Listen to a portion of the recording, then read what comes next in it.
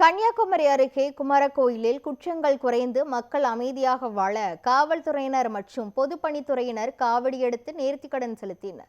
கன்னியாகுமரி மாவட்டம் தக்கலையில் குற்றங்கள் குறைந்து மக்கள் அமைதியாக வாழவும், நீர்வளம் பெருகி விவசாயம் செழிக்கவும் ஆண்டுதோறும் நடத்தப்படும் காவடி நேர்த்திக்கடன் நிகழ்ச்சி கோலாகலமாக நடைபெற்றது. தக்கலை காவல் நிலைய போலீசாரும் பொதுப்பணித்துறை அதிகாரிகளும் விரதமிருந்து நாதஸ்வரம் மேலதாளம் முழங்க யானை மீது பால்குட பவனியாக குமரகோயில் முருகனுக்கு காவடி எடுத்து நேர்த்திக்கடனை செலுத்தினர். இந்த நிகழ்வில் பொதுப்பணித்துறை ஊழியர்கள் மற்றும் பொதுமக்கள் கலந்து கொண்டு சிறப்பித்தனர்.